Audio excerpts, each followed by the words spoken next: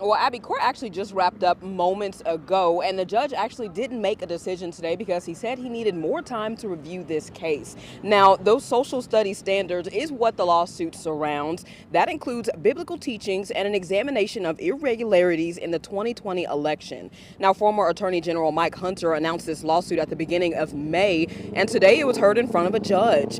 The lawsuit challenges the way the social studies standards were adopted. Now, the plaintiffs in this case are parents, grandparents, and teachers who question whether the standards were legally accepted. Now, we actually heard testimony today from an educator who was appointed by the Board of Education to be on a volunteer committee to help with revisions of the social studies standards prior to them being approved. Now, he was a part of the sociology and psychology aspect of it, but had concerns in the process, like how he didn't collaborate with other experts in his field, and said they were given standards from another state to model, which was concerning. He said the standards that were adopted raised red flags and said they were, quote, blatantly religious and pro-free enterprise, and called them, quote, extreme. Now, he alleged when he reviewed the draft and revisions that were made, he said the words diversity had been stricken, and he noted in the courtroom that how this could be problematic.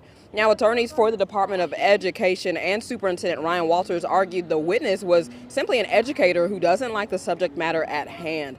Now, they asked the judge to dismiss this case, and the plaintiffs in the case didn't have enough evidence to back up how the process was flawed. Now, it's important to note that this is actually something the judge also questioned because he kept asking how the plaintiffs thought the process was flawed and ultimately just didn't make a decision today. Now, we are expecting to hear a decision later in June. Reporting live in Oklahoma City, Megan Mosley, KOCO 5 News.